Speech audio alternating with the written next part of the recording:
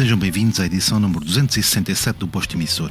Estamos a 5 de fevereiro de 2026, nos estúdios em Passo de Arcos. Meu nome é Paulo André Cecílio e comigo estão Nelson e Sérgio Rosado, os dois irmãos que formam a dupla pop Anjos. Formados em finais dos anos 90, após terem feito parte do Sétimo Céu, os Anjos obtiveram um sucesso enorme, apoiados em temas como Ficarei, Perdoa ou Nesta Noite Branca, estando neste momento a preparar-se para um concerto no Coliseu dos Recreios, em Lisboa, onde irão celebrar mais de 2 décadas e meia de carreira. No ano transato, a dupla foi também notícia pelo processo judicial que os opôs à humorista Joana Marques, após um vídeo publicado por esta nas redes sociais. Nelson e Sérgio, bem-vindos ao podcast da Blitz. Obrigado pelo convite. Obrigado. Descobre-se uma música ainda por descobrir. Descobre-se um rio que nos ensina a sentir. Descobre-se a coragem que vive dentro de nós. Descobre-se um amigo e também como é bom aproveitar a sós. Este é o lugar onde queres sempre voltar. Vodafone Paredes de Cora. Descobre o habitat natural da música. Perdoa se peço demais. Teus olhos em mim são fatais. Perdoa se me quero dar. Como dizem os ingleses, vamos já tirar este gato do saco. Eu começo por vos perguntar como é que este processo começou. Estavam em casa e deram de caras com o vídeo? Alguém vos mandou o vídeo? Olha, olá Paulo, olá João, obrigado pelo convite uma vez mais. Nós já falámos sobre este caso que tínhamos a falar. Aliás, demos uma última entrevista a um canal de informação. Eu acho que por muito que exista para ser falado, eu acho que será desinformação. Tudo o que tinha para ser dito foi dito. As pessoas ouviram uma versão, outros ouviram outra. Normalmente costuma ser a vossa versão. Não, mas a versão passou. Nós dissemos-la. Eu acho que está ao alcance de cada um de perseguir aquilo que é a verdade. Há a verdade A, há a verdade do B e depois há a verdadeira. O que é que eu vos tenho a dizer sobre isso? Está no passado. Foi algo que aconteceu e que, enfim, não há muito mais a dizer sobre isso. Todos nós, na nossa vida, temos desafios, não é? E este foi realmente mais um desafio nesta longa carreira que temos. Felizmente, e há pouco estávamos a falar nisso, são 26 anos sem parar. Portanto, a lidar sempre com os vários obstáculos que a vida nos coloca à frente, os vários desafios. E quando falo nisso, falo de coisas positivas também, obviamente. Esta aqui provavelmente tinha que acontecer na nossa vida, mas como o Nelson disse, já se falou imenso sobre isso. Nós tentámos variedíssimas vezes falar também sobre a nossa versão. E acho que as pessoas Eu gostava mesmo era que me explicassem a vossa versão, que é para isso que cá estamos. Mas está. Nós estamos aqui para falar também, obviamente, da nossa carreira, não é? Claro, principalmente claro que sim. Também não iremos descurar essa parte. Mas eu comecei por aqui para já despachar este assunto. Sim.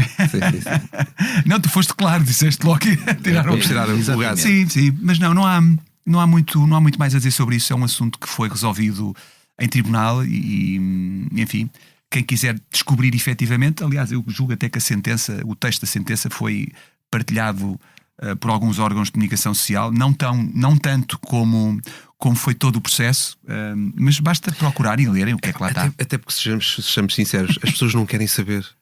Aliás, porque não quer estar disponível, inclusive a sentença, com tudo, em letras gordas, em letras mais pequenas. Qual foi a vossa primeira reação ao conhecerem a sentença?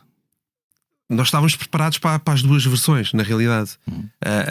Em relação, tanto se fala sobre um recurso, e o recurso foi altamente pensado entre nós e a nossa família, e disse, não vale a pena. E tal e qual como nós estamos a ter esta conversa abertamente convosco, que não vale a pena falarmos porque já se falou muito sobre isso. A parte do recurso foi a mesma coisa. Está feito. Foi decidido por parte da Justiça. Aqui podemos dizer se concordamos ou não, isso é outra história. Mas para nós já colocámos este assunto de lado, estamos focados naquilo que é o nosso futuro, e isso é o mais importante acima de tudo. Acham que se tivessem cantado outra coisa que não o hino, este caso teria tido as repercussões que tiveram? Bem, para já, nós cantámos muitas vezes o hino e continuamos a cantá-lo. Não tão em tanto evento desportivo ou mais mediático. É muito mais do que o hino. E quem quiser saber verdadeiramente o que é que aconteceu, sabe o que é que aconteceu. É muito mais do que o hino. E o hino, aliás, o hino foi provado que foi bem cantado. Agora, as pessoas querem. Existe, não é? A versão existe. O hino foi provado, foi bem cantado. E portanto, isso basta só procurar a verdade que a encontram. Ainda há pouco tempo tivemos um amigo nosso que partilhou connosco. Isso foi engraçado. Esta versão foi gravada com o Estéto Vocal. Não sei se recordam. Um grupo de vozes vocal, que cantava sempre à capela. O arranjo foi feito pelo Mestre Pedro Faria. Pedro Faria, exatamente. Sim, Pedro Faria. Um arranjo fabuloso. E nós cantámos esta versão, aquela versão que cantámos neste episódio. Cantámos-la na altura no Pavilhão Atlético, na despedida da Seleção Nacional. Ainda era Pavilhão Atlântico. Exatamente. E portanto tínhamos o Presidente da República na altura e portanto, não houve qualquer tipo de problema. Nós achamos é que nós vivemos momentos desafiantes, todos nós, em qualquer que seja a área. Mas este está a ter sido um dos maiores. Tivemos vários. Aliás, falam como o processo mais mediático, não é? Eu acho isso absolutamente extraordinário quando temos políticos a serem julgados por corrupção. É uma coisa que a mim me aflige. Pelo menos isto é uma opinião pessoal, não é? É uma opinião pessoal. Quando existe verdadeiramente algo que mexe com a vida das pessoas, e quando há estes julgamentos a serem considerados como os mais mediáticos, eu acho que demonstra muito o estado da nossa sociedade e até mesmo do jornalismo, digo eu, não é? Porque hoje em dia há uma caça ao soundbite, tudo o que é título grosso, independentemente até do texto depois e daquilo que será o trabalho jornalístico, mas sabemos que as notícias vivem do clique, não é? E vivem da visualização e dessa especulação toda. Portanto, isso são coisas que com as quais nós estamos preparados para lidar, sabemos que existem, mas a vida é muito mais do que isso. Sim, eu acho que falou-se demasiado sobre aquilo que cada um falou sobre a sua verdade, não é? Na realidade. E nós valorizamos a nossa verdade e fomos sempre muito coerentes com isso. Mas como o Nelson disse, é verdade. Hoje em dia fala-se muito, há muitas fake news e nós estamos tranquilos com isso. Já passámos. Cada um dá o ângulo que quiser à notícia, basicamente é por aí. Já se cruzaram com a Joana após o processo? Não, ainda não tivemos a oportunidade. Não aconteceu ainda. Mas estivemos na casa dela. Portanto, se falou aí há pouco tempo. Porquê? Porque é normal, é um grupo grande, não é? E temos muitos amigos também nas rádios e estamos neste momento a promover também música nova. Passemos então para a música. Estas 2 décadas e meia que vocês vão celebrar no Coliseu começaram muito antes, ainda na infância, quando entram para a Academia de Música. O que é que se recordam desses tempos? Opa, eu tinha... Era bem mais novo do que tu. Ele era mais novo do que eu e entraste mais tarde, não é? Sim, tu entraste aos 12, certo? Sim. Foi ele aos 8? Aos 8. Sim. Aquilo que eu me recordo é que eu tinha um ouvido, abusava muito do meu ouvido musical. Era algo preguiçoso às vezes para estudar aquilo que a professora, que a Emília Cabrita me dava. Ainda sabes tocar acordeão? Sim. Não, sim. Houve uma tour muito, muito especial para nós, a tour do acústico. Fizemos ali um best-of, uma espécie de best-of em acústico.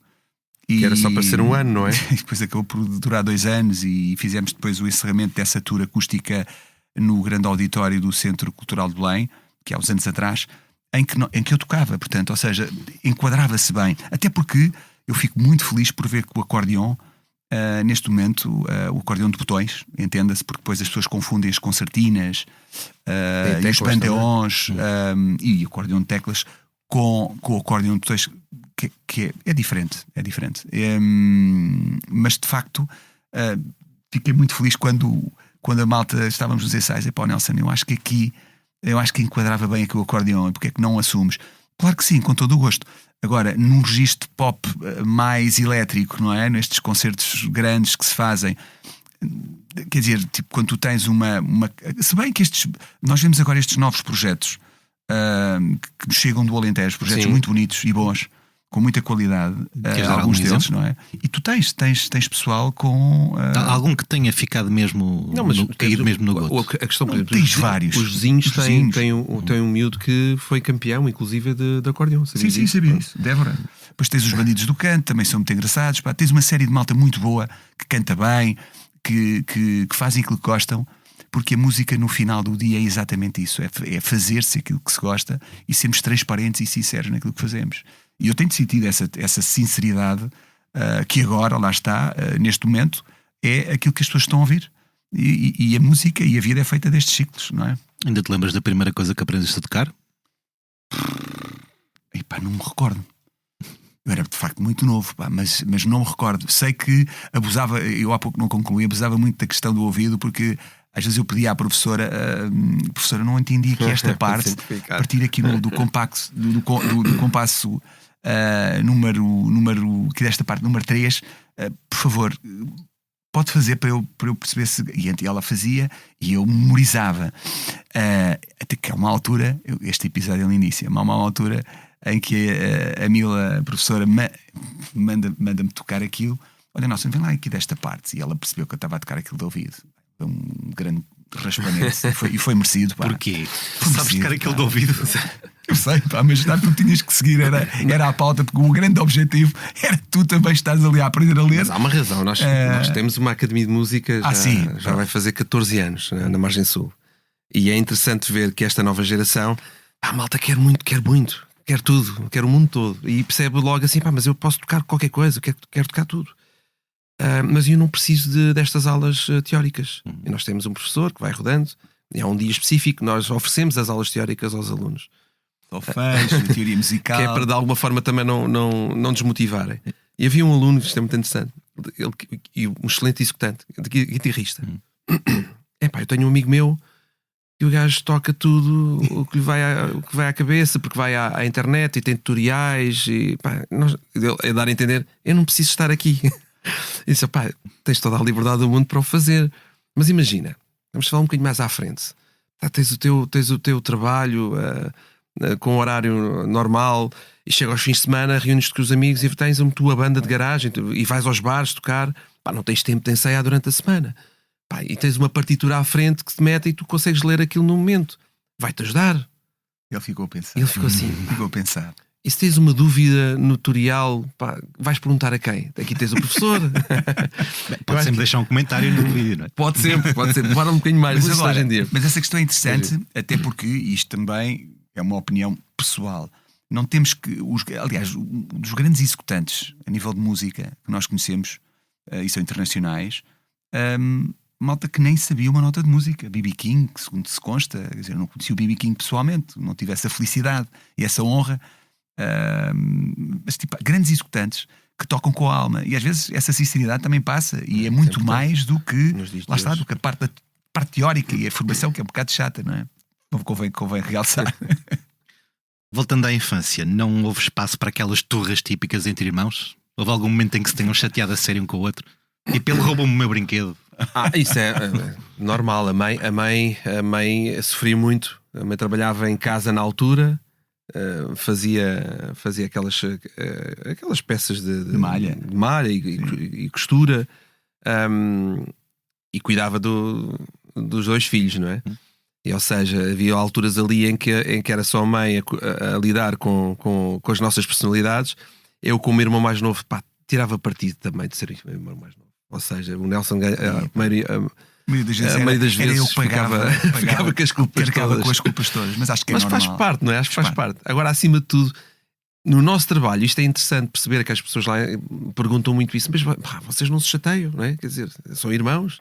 Claro que Como é óbvio, não temos é? as nossas formas. A gente se chateia com os irmãos a dar altura. E somos diferentes, temos formas de ver diferentes sobre as variedíssimas coisas e assuntos. Às vezes chocamos um bocadinho sobre isso. Sem problema. Nunca tivemos um momento em que nos chateássemos. Já nos chateámos um pouco, até não diria mais a sério, porque passado ali uns dias estava tudo bem, não é? Quer dizer, mas acima de tudo, acho que quando éramos miúdos, havia as questões normais.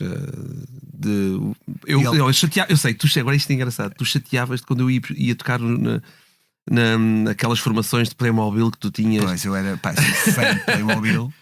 Não, ele colecionavas aquilo, claro. lá um monte de coisas. E eu, quando era mais novo, chegava lá e roubava-lhe as coisas, o gajo passava-se. Não, e quando tu também tinhas a mania que desmontavas os carros e depois sabias montar os autos. Mas isso era. Eu acho que todos nós passámos um bocadinho Olha, por isso. Qual é que foi a maior patifaria que fizeram um ao outro? Espera aí, temos umas quantas, pá. Espera aí, deixa-me pensar isso como deve ser. Mas há por aí Pá, Patifarias. eu cheguei-te a pregar sustos, não cheguei. Mas sim, mas isso, espera aí. esse para mim, eu era um bocadinho mais patife nesse sentido. Quando lembra-se quando estreou o filme do Tubarão, por exemplo. Mas isso foi. Também isso era giro. Essa foi terrível. Passar férias na meia praia no Algarve e eu de repente a gritar que tinha um tubarão, e na altura aquilo era impactante. Isso não é? foi horrível. Eu fiquei traumatizado com essa situação. Sei lá, aquele filme, mas à noite desligar as luzes por causa do filme que nós vimos com o Paulinho lá em casa, nosso vizinho. Aí ao pesadelo em Elm Street. Pronto. E eu aí era mais novo, não tinha se calhar tanta noção da realidade, mas esta malta mais velha, aquilo, qualquer coisa, não é? Os gajos assustavam-se mais e eu comecei a desligar as luzes em casa e a fazer barulhos estranhos. Epá, e eles não estás bem a ver os gritos que a malta dava lá em casa. Mas essa do Tubarão, essa foi complicada, porque andávamos num pontão, a meia praia em Lagos, tem ali um pontão, quem conhece, e nós íamos até ao fundo do pontão dar uns mergulhos. E eu era mais velhinho que eles e andava dentro da água, um bocadinho já afastado do pontão. E o Sérgio começa a apontar com um primo nosso: está ali um tubarão. Epá, eu era pouco mais velho que eles, nós temos 4 anos de diferença. Nunca vi o Nelson nadar tão rápido. Eu digo-vos uma coisa: foi o recorde. Eu acho que foi o recorde olímpico. Eu acho que sim. E qual foi o maior castigo que a vossa mãe vos pôs em cima? Por algo que tenham feito? Olha, essencialmente era quando nos tirava a televisão, e a televisão era algo já importante na altura, apesar de. Nada de palmadas. Não, eu cheguei a levar umas palmadas. Não, aliás, até já o disse aqui uma vez num podcast na geração 70. E na altura, meu Deus, ele levou, foram bem dadas, pá, aquilo era uma cena. Voltamos à questão dos soundbites, como aquilo é apresentado, não é? Eu fartei-me de rir com isso. Lá está os ângulos que tu dás às coisas. Mas de facto, sim, claro, mas não éramos. Os pais não eram de bater. Claro que sim, eu sou o mais velho, também era o mais irrequieto, diga-se de passagem. Bem mais irrequieto. Era. Por seres o mais velho, não transmitiam aquele sentido de que devias ser mais responsável? Certo.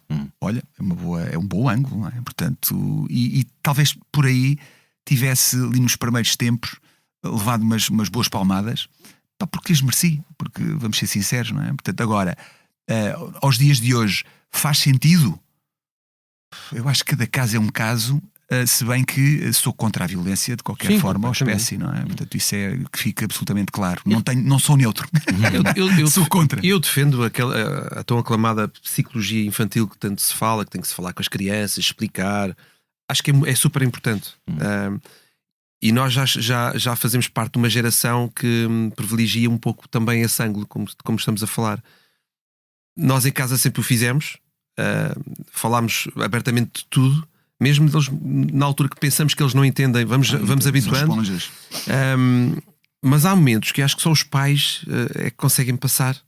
Nós estamos quase no limite de explicar exatamente tudo, variedíssimas vezes, e às vezes naquele momento uma palmada na fralda, só a ação de explicar, aquela ação física, não é, obviamente, nós somos contra a violência, isso nem está em questão, mas resulta, porque impõe realmente, cria a imagem do pai. Normalmente é sempre o pai que a mãe, às vezes, quando não resolve falando, diz: olha, vou dizer ao teu pai. Que há limites, não é? É o polícia bom, o polícia mau. É o polícia bom e o polícia mau. E nós lá em casa sempre aceitámos dessa forma. Eu acho que, acima de tudo, cada vez mais também vemos que as crianças são muito mais inteligentes, também querem, mais perspicazes, querem falar também mais sobre tudo dentro de casa. Mas na altura era diferente, e está tudo bem, estamos cá, costuma-se dizer, não é? Evoluímos, crescemos. Coisas que faziam sentido naquela altura não fazem mais. E nós temos conversas com amigos nossos de sucesso, de empresas de sucesso, que tiveram infâncias duras, atenção, muito duras mesmo, com condições bastante difíceis. E até mesmo em termos de educação. Sim. Fala um pouco também nessa o mundo era parte. outro. Eu acho que não pode haver comparações. Não deixam de ser pessoas extraordinárias, seres humanos extraordinários, e estão cá com as suas famílias. Portanto, eu acho que é um bocado por aí. Agora, claro que sim, levámos umas palmadas valentes, porque também fazemos um meia-culpa olhamos para aquilo que se fazia na altura e nós fazíamos a vida da nossa mãe lá em casa, coitada, então ela passava a vida connosco. É natural que hoje em dia, se calhar a maioria dos pais que eles têm que trabalhar os dois, não é? E deixam os filhos no colégio, não passem tanto tempo com os seus filhos. Portanto, se calhar não hajam tantos casos assim, mas nós na altura... Menos momentos de interação. Vocês são ambos pais de filhos. Somos. Qual é que é a maior dificuldade de andarem de digressão e não estar com eles? Nós passámos aqui por fases distintas. Aliás, o meu filho mais velho tem 22 anos. Vai fazer 23 em abril. Ou seja, eu na altura... Ele nasceu quando vocês já eram uma dupla de sucesso. E na altura foi complicado porque não parávamos em casa, literalmente. E agora vemos a importância das novas tecnologias. Ou estamos a falar dos telemóveis que fazem videochamada, não é? Na altura não tínhamos como acompanhar... só na parte visual, né? Falando na parte visual, não tínhamos como acompanhar o crescimento deles. E custou-me imenso falhar, se calhar, ali umas primeiras palavras. A minha mulher ao telefone comigo, olha, ele disse isto, fez aquilo, deu um primeiro passo e eu não estava lá, não é? No caso da minha filha mais nova já foi diferente. Lá está, as novas tecnologias ajudam um bocadinho isto, tornam menos distante é uma sensação esta presença, digamos assim. Mas é incrível como nós temos que separar e lidar aqui com as nossas paixões, não é? Porque custou-nos, de alguma forma, estar fora da família, mas o facto de estar a fazer aquilo que mais amamos, não é? A nível profissional, e estar perto de pessoas também que gostamos. Eu complementando aquilo que tu disseste, as pessoas poderão dizer ou poderão questionar-se, então, mas não sentiram, quer dizer, tipo, parece assim, pode parecer assim um bocado frio, quer dizer, tipo, ok, eles estavam em turnê, mas não estavam tão presentes. É bom que se entenda que nós começámos em tenra idade a pisar os palcos, a viajar, a cantar, muitas vezes a faltar a festas de família importantes, e festas de amigos que de quem muito gostamos, quase como família. E fomos, de certa forma, adquirindo aqui um antibiótico para tratar desta doença ou desta patologia diferente. Mas sim, custou sempre. Eu, com a minha filha mais velha, que é mais nova que o primo, a Kelly, com 19 anos, passámos por isso. Eu passei também por isso. Do mais novo, agora com 14 anos, lá está, ajudou esta questão de fazermos as videochamadas e estávamos mais presentes, sou sincero. Fez tudo parte de um trajeto. Tivemos sorte, porque eu acho que existem aqueles artistas que têm carreiras internacionais, porque há sempre essa tendência de compararmos os artistas nacionais com os artistas internacionais. Quem não conhece o meio tem essa tendência. Mas são coisas distintas, quer dizer, tipo, as turnés mundiais duram não sei quantos anos, corremos não sei quantos países, quer dizer, tu não paras em casa. Aqui quer dizer, tipo, quantas horas são de carro daqui até Braga, quantas horas são de carro daqui até Faro, mesmo que possamos visitar, e visitamos muitas vezes por ano, as nossas ilhas, quer da Madeira, quer dos Açores. Quer dizer, tipo, estamos 2 dias, 3 dias fora, depois voltas a casa, estás ali mais um dia ou 2. Diferente. É completamente distinto. E qual de vocês é que é o melhor tio? O melhor tio? Boa questão também. Olha, querem arranjar confusão aqui entre os irmãos, não é? Não, lá está, somos diferentes, personalidades diferentes. Acho que gostamos. O Sérgio é mais fofinho. O Sérgio é um tio mais fofinho. Eu sou mais de. Ou seja, não é que o caloroso, eu sou mais toque e estou sempre mais um pouco mais. É mais carinhoso. Mas lá está, quando os nossos filhos falam dos tios, falam sempre com bastante carinho. Nós temos esta particularidade de serem os dois os tios fixes. Sim. Por aí. E falamos, isto já vem de trás, ou seja, somos uma família muito unida. Muito presente, temos muito presente nas festas estamos, e os momentos, não é? O Natal, fazemos questão de estar sempre juntos, e portanto eu acho que isso passaram para nós, não é? E é o que nós estamos a passar para as gerações futuras, e sentimos um orgulho tremendo quando viajamos, por exemplo, para outros países. Foi o caso de Santo Tomé e Príncipe, adorámos esta viagem e ficámos. Já vamos falar sobre isso. Ok. Okay. Mas pronto, mas é interessante ver que tu questionas-te constantemente que será que estamos a fazer As coisas bem. bem feitas? Estamos a educar bem os nossos filhos? Sabemos.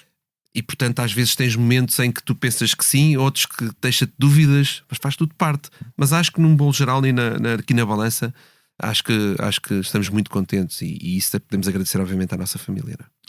Vocês receberam o vosso primeiro cachê quando o Nelson tinha 12 e o Sérgio 8. Ainda eram conhecidos como Irmãos Rosado. Rosado, muito bem. Atuavam em base e em festas populares. Foi um cachê de 15 mil escudos.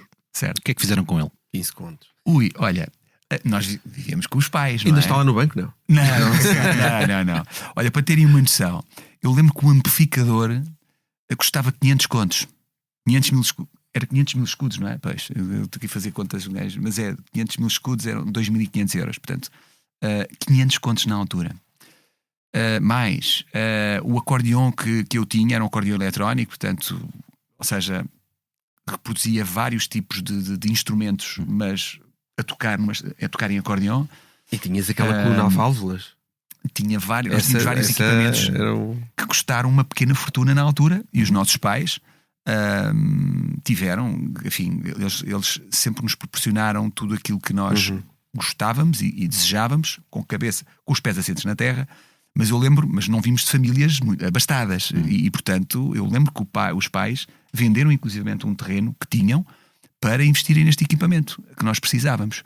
Ou seja, os cachês, vivendo nós na casa dos pais e sendo menores, e éramos menores na altura, os cachês eram geridos pelos pais e foram muito bem entregues. Eu não sei se chegámos alguma vez a fazer break-even porque os cachês eram muito baixos, mas tudo fazia parte deste crescimento e foi fixe para nós, porque conseguimos valorizar aquilo que temos neste momento e dar valor às equipas que trabalham connosco.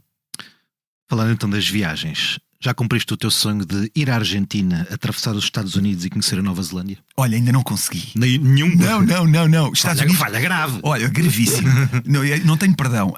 Eu explico-te porquê. Olha, bem, os Estados Unidos, eu vou com alguma regularidade aos Estados Unidos, se bem que nos últimos tempos, com Donald Trump, não tenho tido muita vontade de lá ir. Sou sincero contigo. Não é que tenha algum problema, quer dizer, tipo, iria como turista, mas lá está, é uma opinião minha pessoal.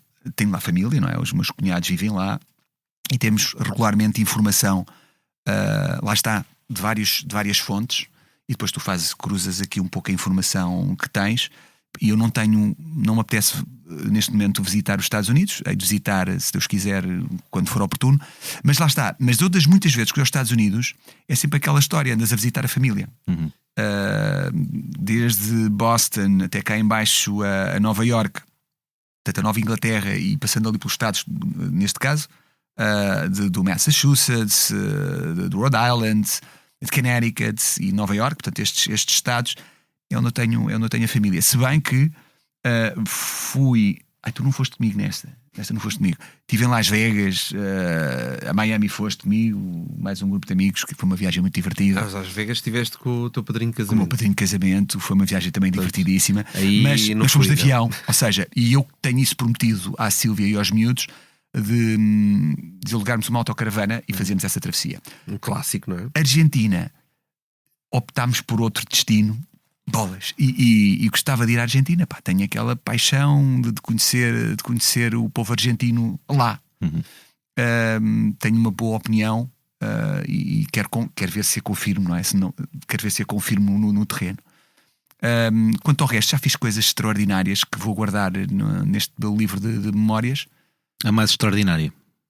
Olha, temos uma viagem à Costa Rica que foi incrível. Conseguimos fazer tinha tudo para dar errado. Lembras-te? É verdade. Não, porquê? Tinha tudo para dar errado. Éramos vários casais e muitos não se conheciam, portanto, entre eles. E portanto, já sabemos que estas questões são muito sensíveis, porque tem que existir harmonia, não é? Entre todos.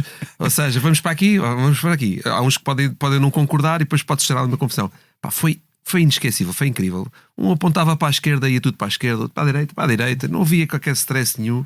A minha mulher grávida. Que sorte! Olha, e uma cena, a minha mulher grávida, lembras-te, a Silvia estava grávida da Kelly. Eu não sabia. Não, já sabia. Era muito recente. Então, tipo, nós fizemos vários tipos de turismo dentro da Costa Rica, desde o vulcão do Arenal, desde irmos para Tamarindo, acho que é esse o nome, Tamarindo, mais costeiro, com a questão do eu não fiz das praias e do surf. Eu não fiz surf, tenho pena de não saber fazer surf, mas tentámos. Foi complicado. Longboard, mas íamos podia ter corrido mal. Mas pronto, mas no final foi uma grande viagem e guardo com carinho. Outra recente que também tem que ser falada e que foi em família, levámos os pais, foi a família toda e mais uns casais aliás, uns primos e amigos. Foi Santo Tomé e Príncipe. É uma viagem extraordinária, acho que é um destino. Estivemos só em Santo Tomé? Sim, só na ilha de São Tomé. Porque com o que é que ficaram mais embasbacados em São Tomé? Para além da beleza natural, a genuidade, a simplicidade das pessoas são um amor, são incríveis. O orgulho que eles têm de falarem em português, na língua portuguesa, de falarem connosco, pá, é incrível. Tipo, ali é chinelo no pé. E com total segurança, essa foi uma das coisas que eu gostei, pá, total segurança, e esse tipo e a simplicidade com que as pessoas vivem a vida, o que nos leva também ao ponto de pensar do que é que nós verdadeiramente precisamos para ser felizes, não é? Portanto, um beijinho muito grande para São Tomé e Príncipe vamos conhecer da próxima viagem, porque vamos lá voltar, como é óbvio.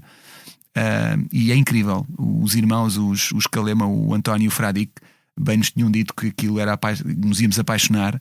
Nós seguimos o conselho deles e ficámos literalmente apaixonados por aquela gente. É muito fácil, bom, muito bom. Falando de viagens a sítios mais próximos, o que é que se recordam das férias passadas com amigos no Parque de Campismo de Ferragudo? Muito bom, pá. Vocês fizeram um grande trabalho de casa. Isto é uma entrevista só com o Nelson, não é? Olha, mas tu também chegaste a ir. Não, porque a seguir vais falar da tua viagem à Tailândia. Não, mas é engraçado porque o Nelson na altura muito bom. Isto marcou mais o Nelson, digamos assim. Opa, Ferragudo. Eu conheci Ferragudo através do Parque de Campismo, porque eu tinha casa, nós tínhamos a casa dos nossos avós ali perto de Odiacher, em Lagos, não é? O que não é muito longe do Conselho de Lagoa, mas foi através de um colega meu de curso, o Hugo Pina, para quem envio um abraço, que fazia férias no Parque de Campismo. Bem, eu fui lá uma vez, adorei aquilo de tal maneira que disse assim para os meus pais: olha, quando viermos para o Algarve eu vou para o Parque de Campismo. Mas para o Parque de Campismo? Mas temos aqui uma casa, vais fazer o quê para o Parque de Campismo? Eles não perceberam, só perceberam anos mais tarde. Porque felizmente eu já era adulto, maior e vacinado, e estava tudo certo. Mas são aquelas loucuras normais de qualquer jovem adulto, onde nós tínhamos que partilhar uma casa de banho com o Parque de Campismo, onde nós, tipo, imagina, ias para a noite, vinhas tipo às 4, 5 da manhã, mas tipo às 8 da manhã estava um calor dentro da tenda, tipo, não conseguias dormir. Não, o que se pretende aqui é saber se queres partilhar alguma história que não tenhas partilhado ainda. É melhor não é? Eu lembro de uma cerveja, pá, passa publicidade, eu nem sei se essa cerveja ainda existe. Havia umas Tuborgs 7.2, acho que era isso, não é? Existe. Era isso, ainda existe. O pai, aquilo, houve. Pá, nós éramos miúdos, tinha pá, 17 anos, o que é que era aquilo, e álcool zero. Pá, eu lembro de beber uma cerveja daquelas. A sorte é que estava no Parque de Campismo e fui-me logo deitar, não é? Tipo, foi mesmo epá, foi extraordinário. E fiz lá grandes amizades que duram até hoje.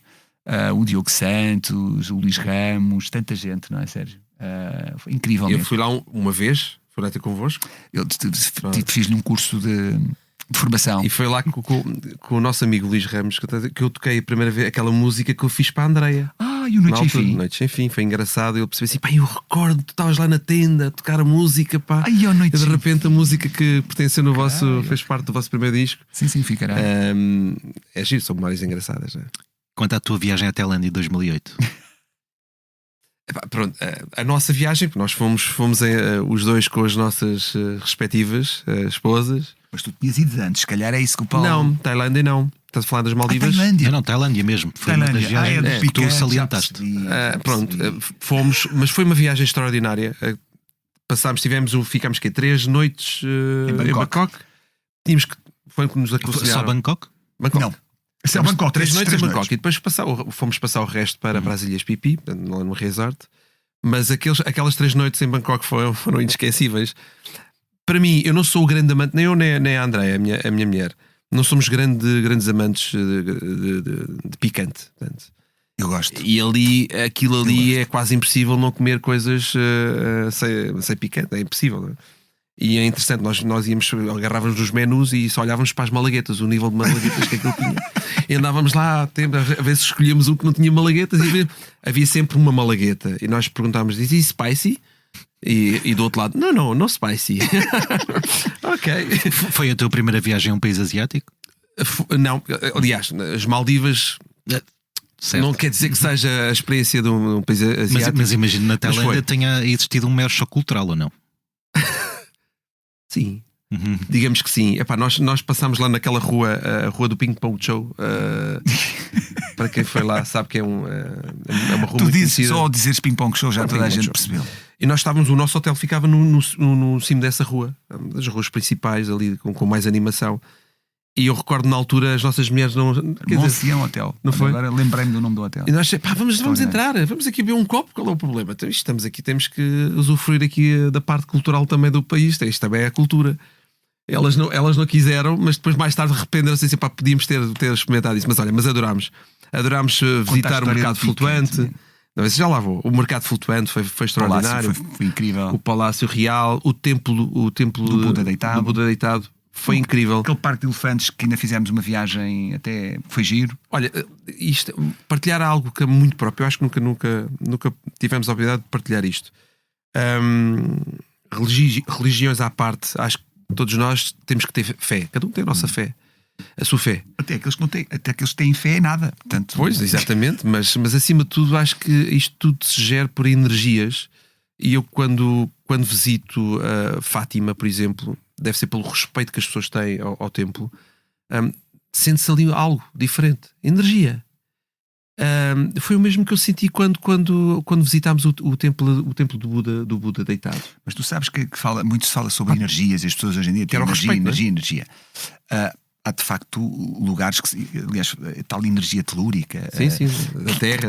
Sim, que é medida, portanto, ou seja, porque há pontos de energia, quer dizer, tipo, que ligam provavelmente a minérios, digo eu, não sei, não sou versado na matéria. Mas isso que tu sentes são de facto lugares especiais, não é? Não há aqueles lugares tipo. Chamam os lugares sagrados, não é?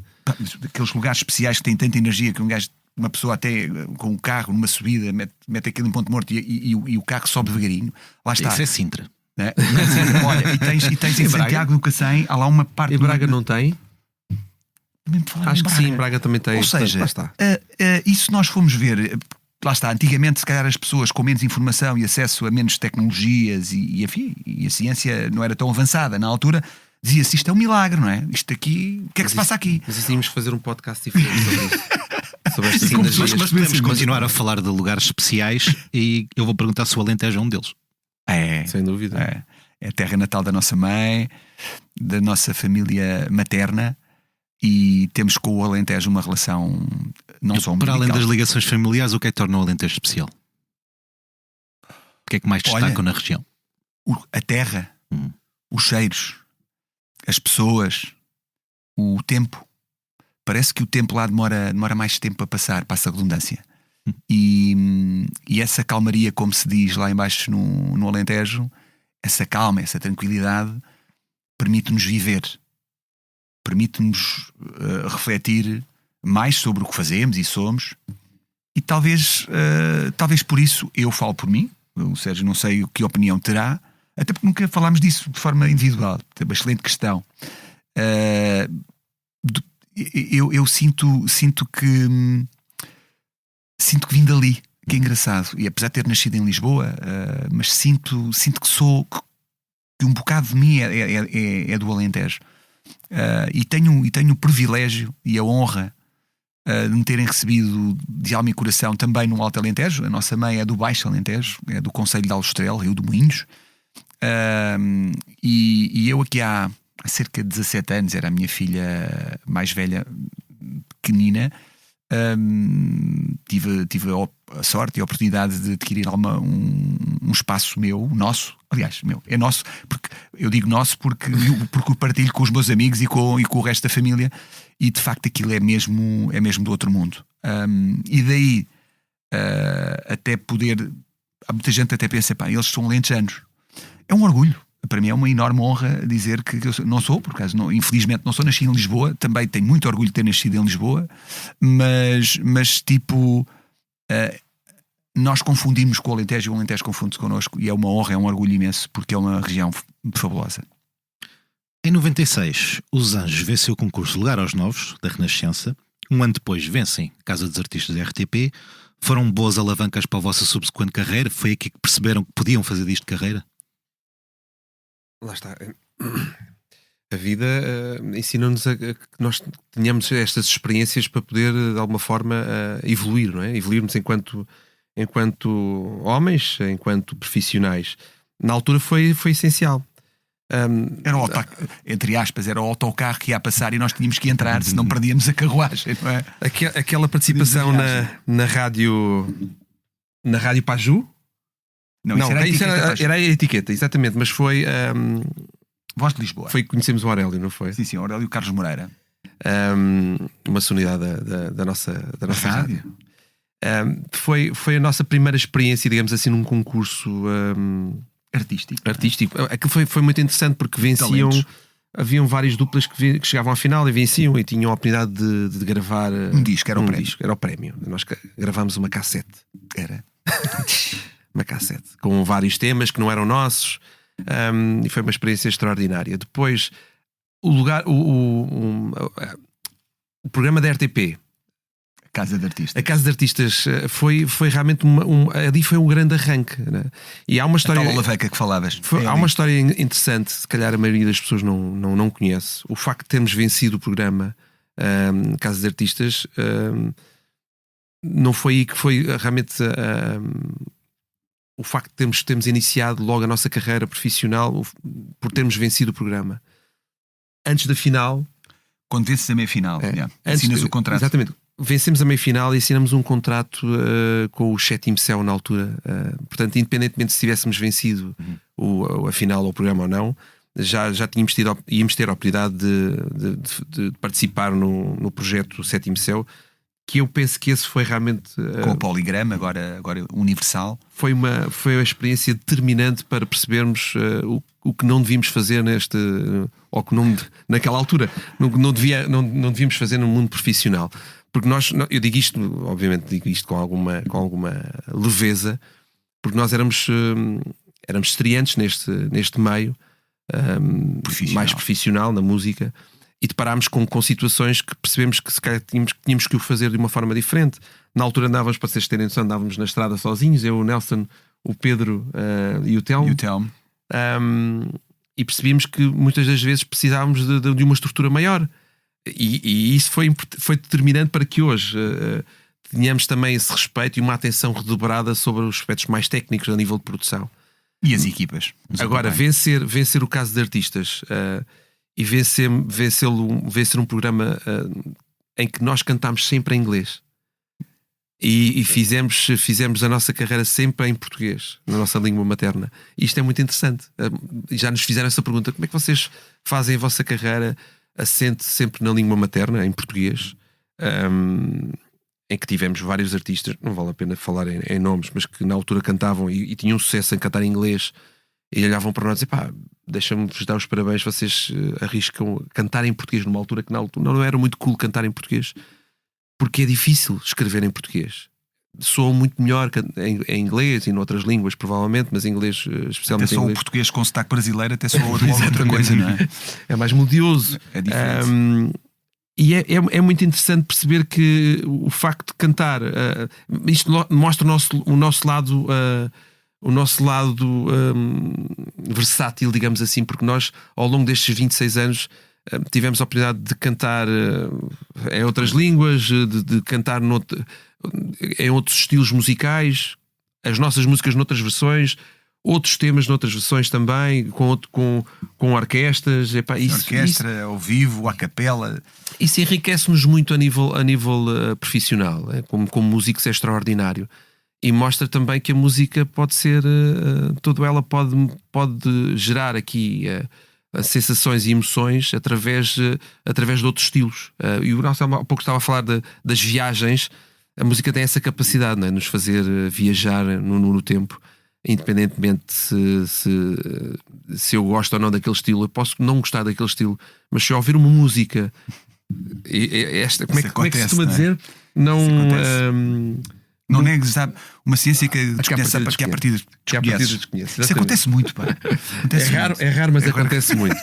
E eu costumo dizer, pá, ok, eu não vou dizer a partida que eu não gosto daquela banda, eu não gosto daquele estilo, mas eu tenho que ouvir.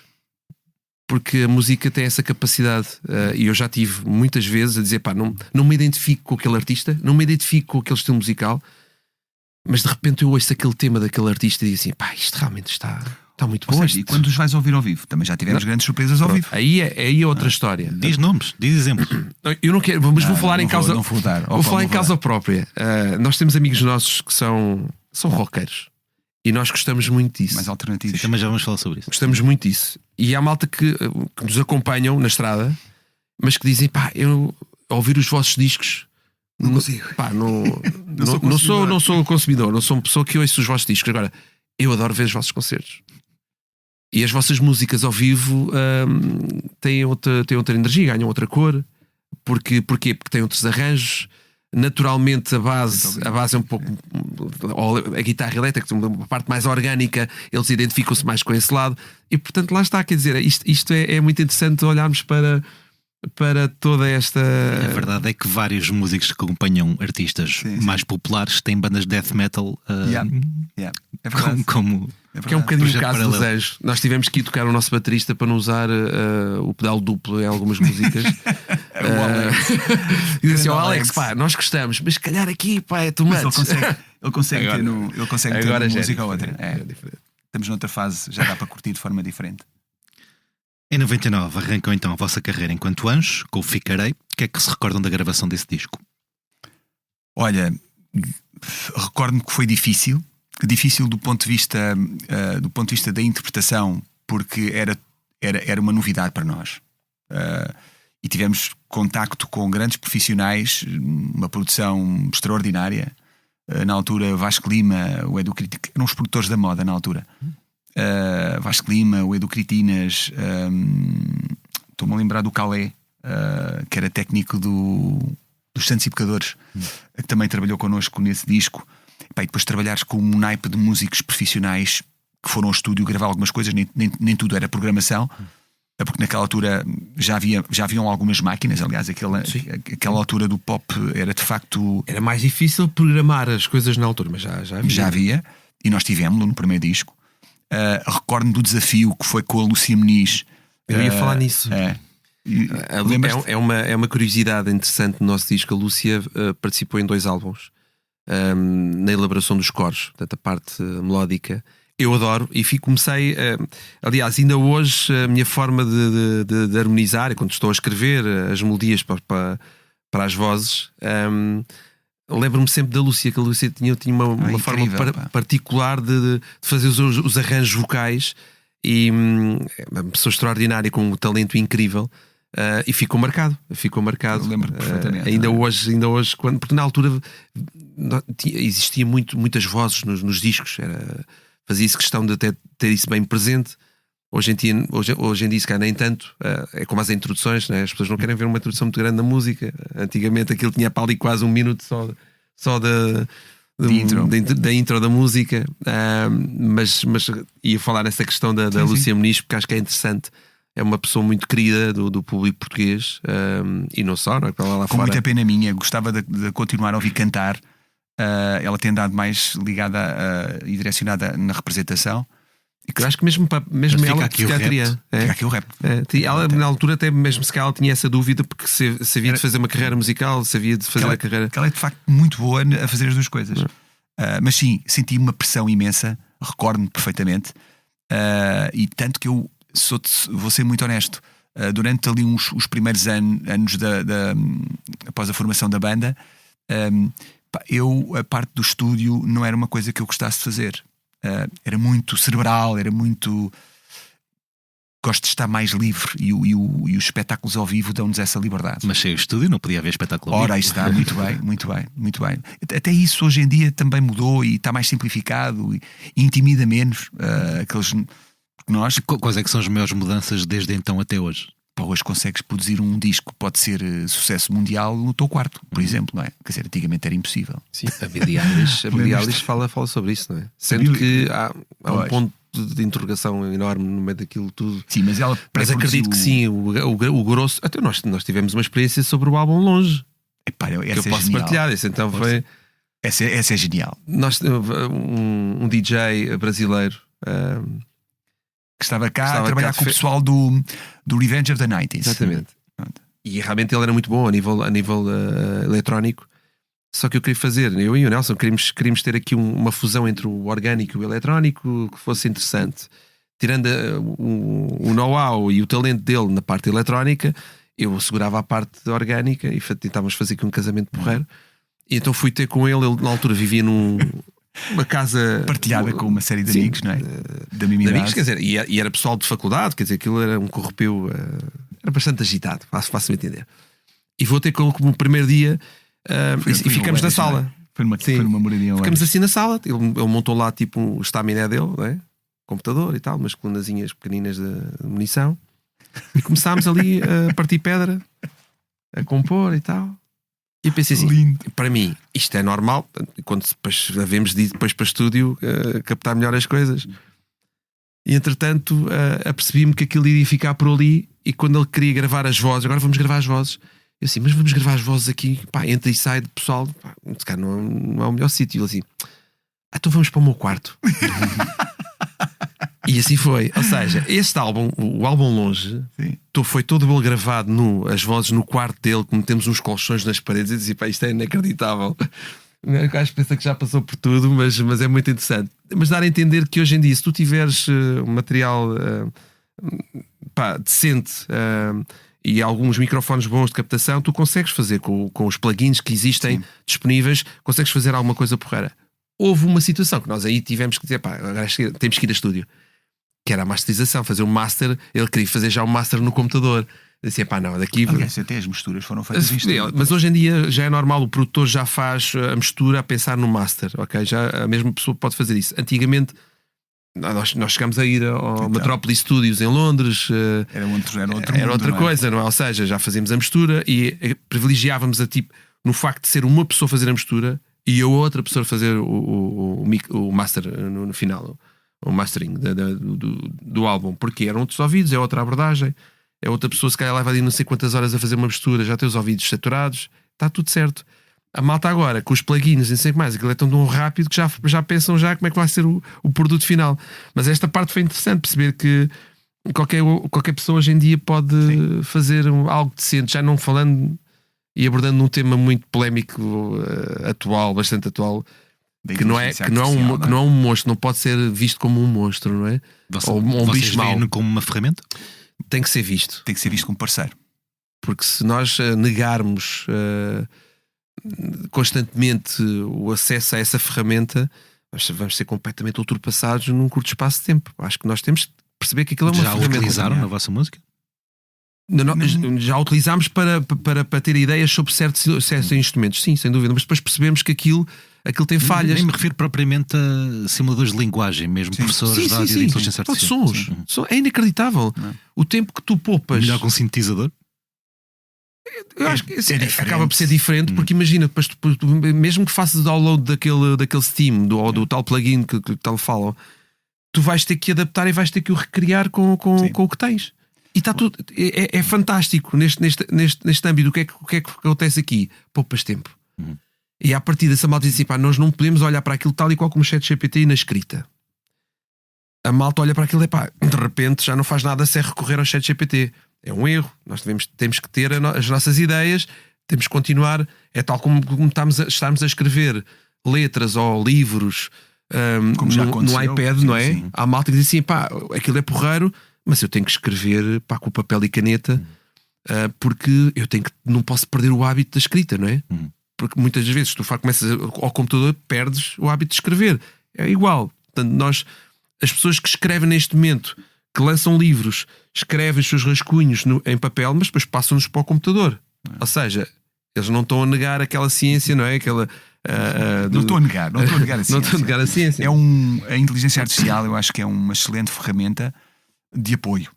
E não podemos nunca perder a ligação à nossa veia criativa.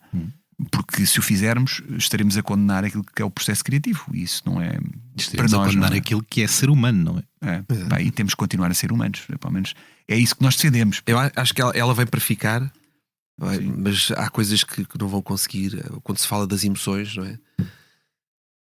Eu não sei se vamos chegar a ver um robô a cantar que passa as emoções que nós, no entanto, conseguimos fazer com os improvisos. Eu acho que isso é difícil. Ou seja, eu vou-te dizer.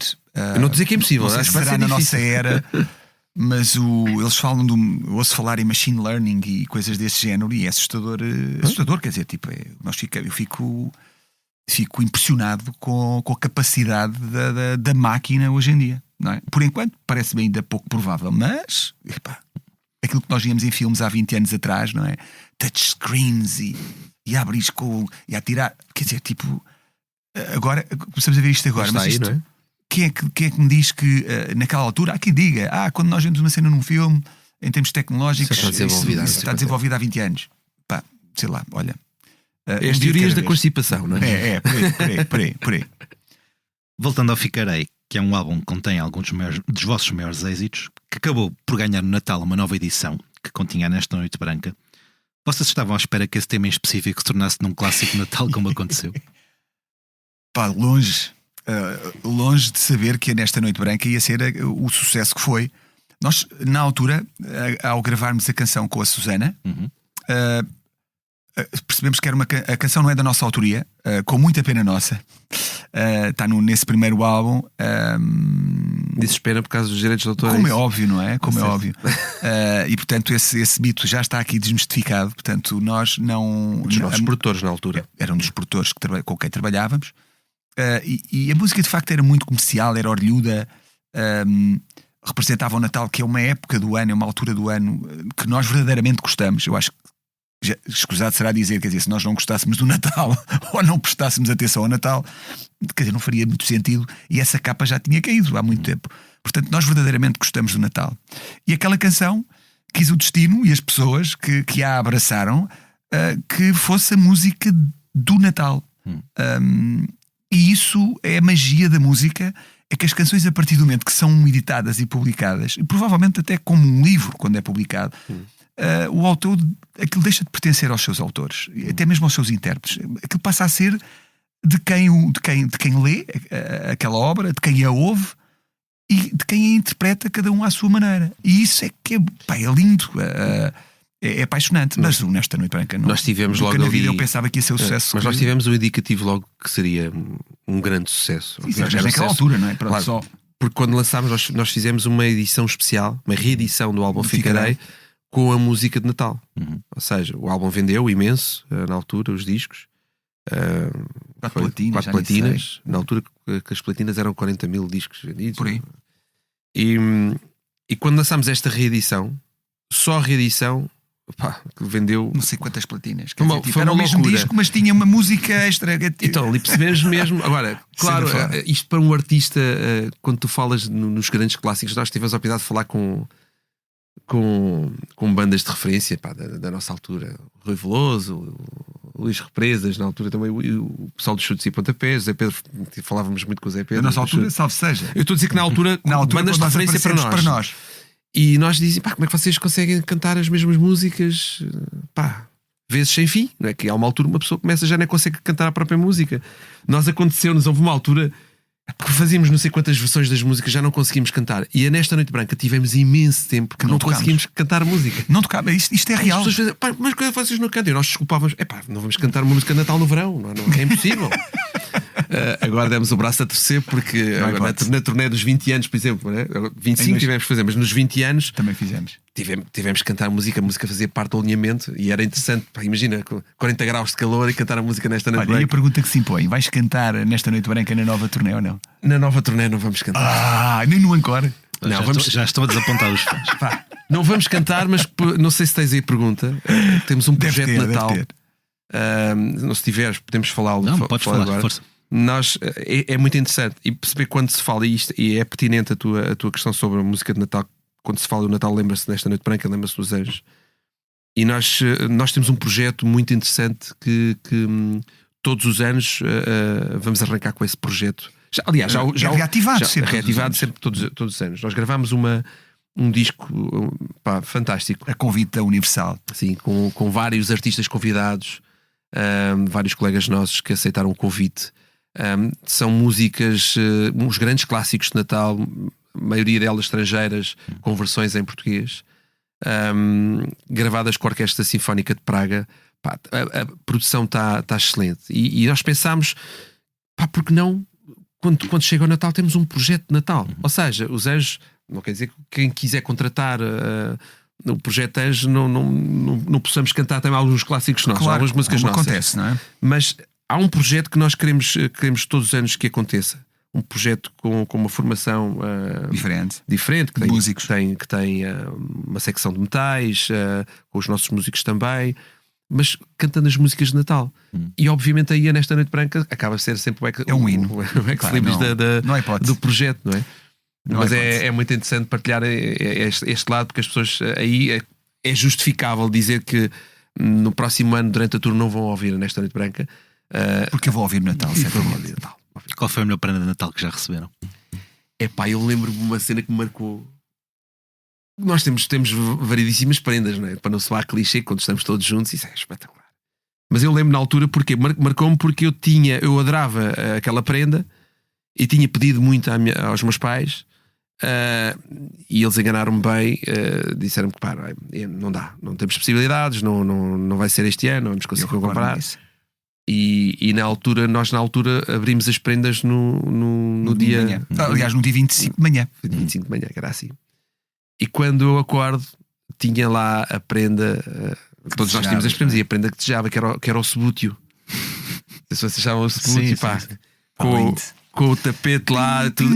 Eu lembro daquilo que marcou-me de tal forma, assim, não estava à espera daquilo, não é? Eu dizia, era incrível. Mas temos várias recordações. Eu fui um forte, lá está, um forte da Playmobil. E eu sei que os meus pais, na altura, os nossos pais fizeram um esforço, porque as coisas eram caras, não é? E então lá veio o forte. Qual foi aquilo que comprámos às escondidas? Tu compraste, tinhas dinheiro? Foi os pais depois chatearam. Foi o barco. Foi o barco. O barco foi móvel. Parece uma caixa gigante, não é? E a minha, então de onde é que vocês vêm? Tu a partir daí começaste a gerir o dinheiro de uma forma diferente. Foi uma aprendizagem. Foi uma aprendizagem. Em 99, também no ano do Ficarei, vocês vão ao Brasil, atuam no programa da Xuxa. Como é que foi essa experiência? Maravilhosa. Eu acho que nós na altura não nos apercebemos da dimensão de termos participado naquele programa. Para já foi a oportunidade de termos conhecido os estúdios Projac da Globo no Rio de Janeiro. E depois viver todo aquilo, aquela veneração do estrelato internacional, porque verdadeiramente eles tratam os artistas que vêm de fora assim. E nós sentimos-nos nas nuvens na altura, é um facto. Fomos cantar o Perdoa, e na altura, se vocês bem se recordam, aliás, a internet está aí para nos recordar disso, e bem, nós fazíamos coreografias, quer dizer, nós cantávamos o Perdoa, que havia uma coreografia. Era uma imagem marca na altura do pop, não é? E nós vestíamos de roupas claras, continuamos, mas vestíamos de roupas claras em palco. Agora imaginem a ideia que os brasileiros na altura tinham dos portugueses. Isto é em 99. Agosto de 99, foi em agosto de 99. E bigodinho e tal. E o que aconteceu foi que o estúdio estava em constante ebulição, sempre. Só miúdas, portanto, só público feminino. Cantavam as músicas todas, os artistas que lá iam. Sim, na altura o programa a Xuxa tinha 2 formatos, era para crianças e aquele era o formato para os adultos, não é? É, o Planeta Xuxa. Havia lá, estava a Daniela Mercury na altura, Estavam havia vários artistas que estavam com sucesso. Então nós, quando aquilo que arrancava com uma introdução, com uma batida dance, e nós começávamos com uma coreografia. Em direto? Em direto, pai. Não, depois só nos disseram no final, não é? 90 e tal. Não foi logo no início, que nós entrámos assim meio apreensivos, assim, vamos estar em direto para não sei quantos milhões de pessoas. Mas não sabíamos que eram quase 100 milhões de pessoas que viram aquilo, que depois tinham lá essas medições. Bem, entretanto, quando nós começamos, aquilo estava tudo aos gritos. Vamos apresentar, ela diz, apresenta os anjos que vêm de Portugal. E de repente começa a batida dance, nós a dançarmos, pá, e um silêncio. Não, foi mesmo assim, foi abaixo.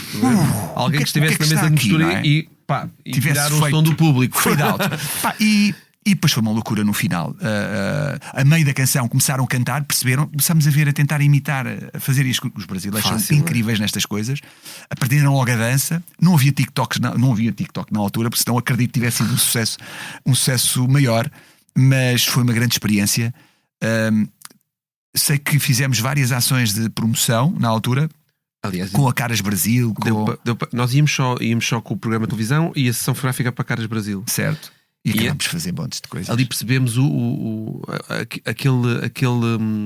aquele mercado que tanto se fala do Brasil. É um mercado muito específico e aí é gigantesco. E tudo acontece se estivermos lá. À distância é mais difícil. Estamos a falar do 3º maior exportador de música do mundo. É incrível. E na altura, pronto, imagina. E com música também, para todos os gostos, que é incrível, não é? Hoje em dia, se calhar, com o contacto mais direto que temos, através dos e-mails ou as redes sociais, é mais fácil marcar as coisas de uma forma imediata. Não. E na altura nós íamos ao programa de televisão e tínhamos a sessão fotográfica. Foi na praia, como é que é? Búzios? Foi em Búzios. Foi em Búzios. Acontece que ficámos com a semana toda cheia de rádios estatais, programas de televisão estatais, mais entrevistas para estatais, não. Sim, eu estou a dizer aqueles do Estado, certo? Do Estado, enorme, não é? Do Estado. Eram pequenos estaduais, perdão, exatamente. Pá, aquilo foi incrível e percebemos que aquilo é tipo uma bola de neve. E saímos de lá a recusar um convite de um programa conhecido e grande na altura, porque não poderíamos estar mais tempo aqui, porque cada dia que ficávamos lá era menos um concerto que a agência na altura e a produção deixava de fazer. Era o Domingão do Faustão. Portanto, a nossa produção na altura ponderaram imenso, perceber assim, mas ficámos aqui, temos que ficar mais uma semana depois de estarmos nesse programa. Ou seja, nós aqui tínhamos muitos concertos, muitos programas de televisão. Fazias 200 e tal concertos por ano, 220. Então eles estiveram ali na balança. Não vamos abdicar disto, porque seria realmente muito mau. Agora, amigos nossos do Brasil, malta conhecida, dizem, vocês têm noção que ninguém recusa o convite da Faustão. Nós não sabíamos, não é? Quer dizer, já podem pôr isso no currículo. Mas com muita pena nossa, mas não sabia. Mas acho que aqui mostra também o nosso lado. O nosso lado de compromisso que temos mais sério, porque tínhamos o acordo com as pessoas aqui e não podíamos falhar nunca na vida, não é? Tínhamos que celebrar os nossos contratos e fizemos-lo. Em 2009 lançam o Virar a Página, que inclui uma sonoridade mais rock. Chego a dizer ao Correio da Manhã que são daquele tipo de rockeiros que não gostam de chocar as pessoas. Sim, somos muito pop. Antes de mais, fala-me sobre essa t-shirt da Avenged Sevenfold.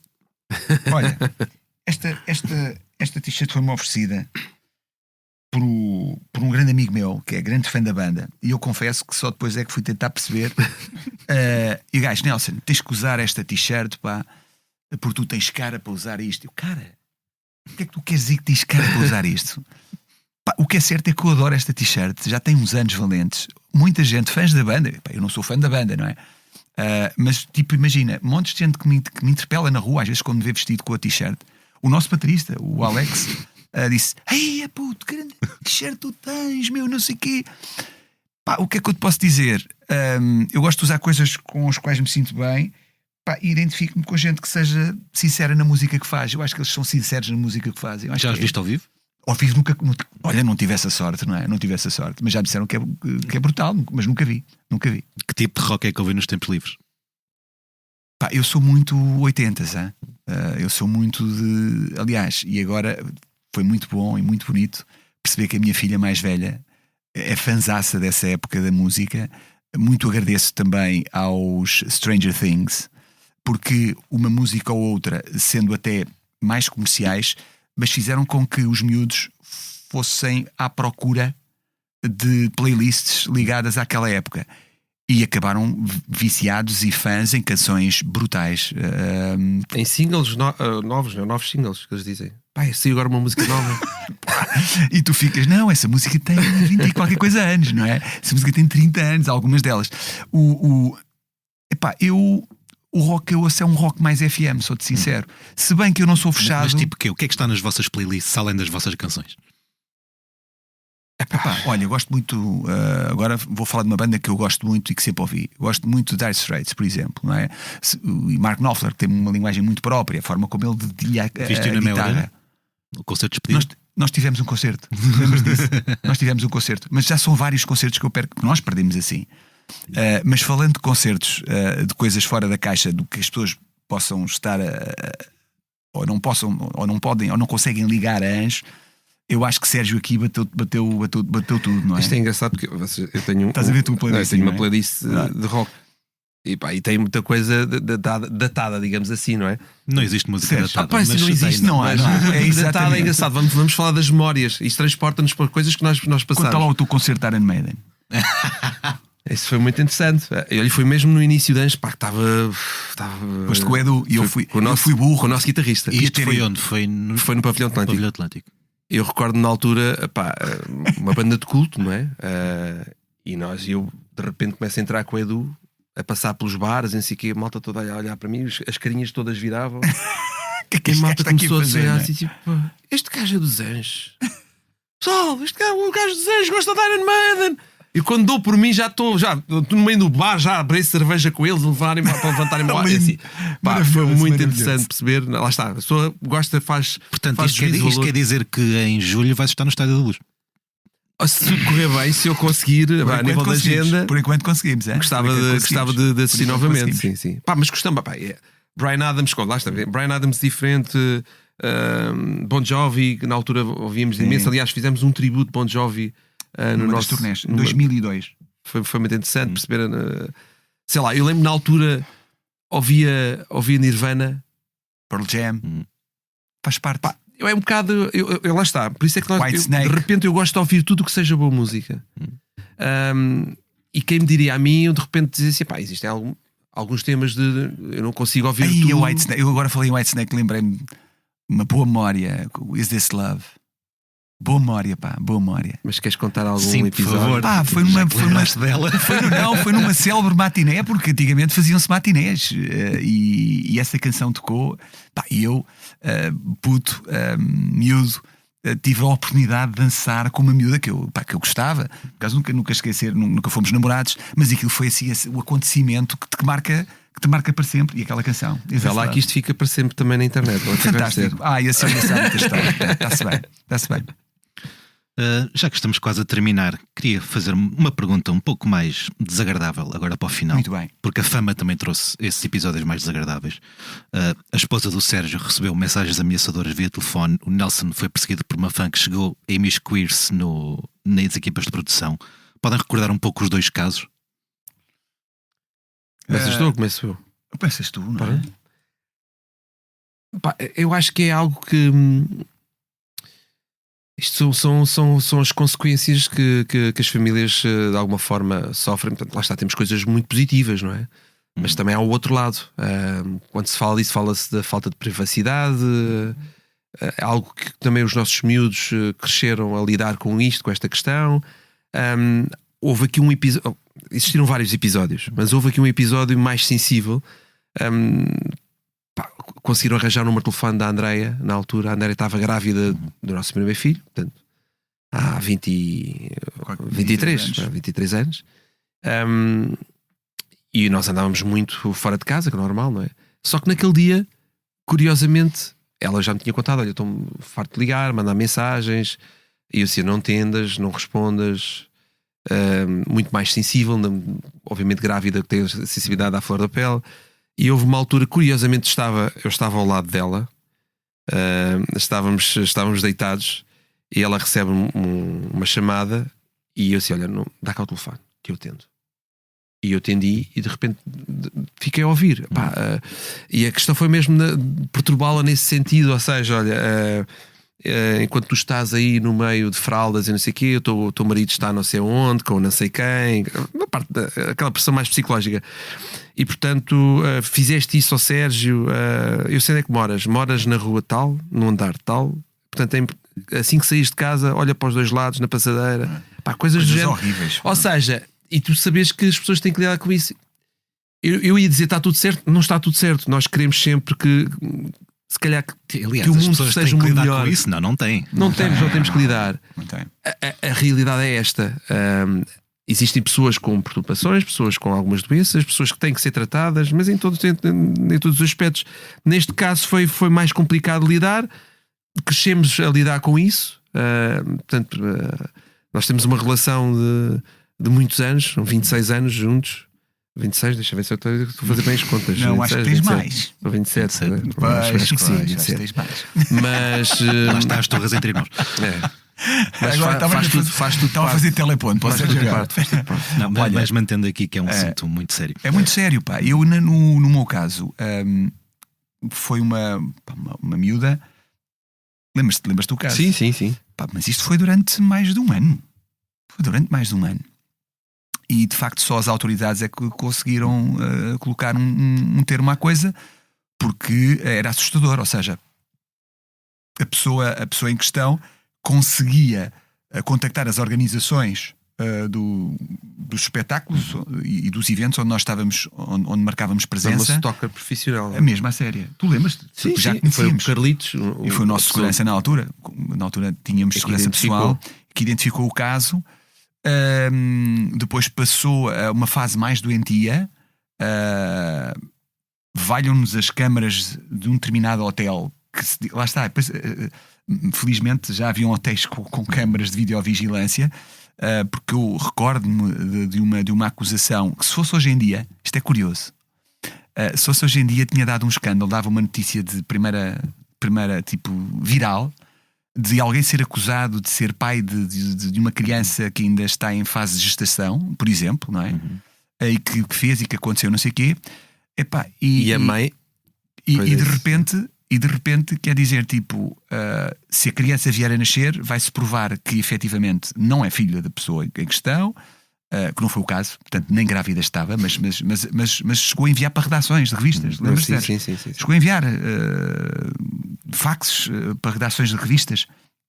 Claro que as revistas, os jornalistas fizeram um trabalho, falaram e tentaram perceber o que é que se passava. Nós já se sabia, portanto a produção já sabia o que é que estava a acontecer. Então nós ficamos aqui a perceber as cenas dos próximos capítulos. E hoje em dia vivemos outros tempos, que é, lança-se às vezes estas suspeitas, não é?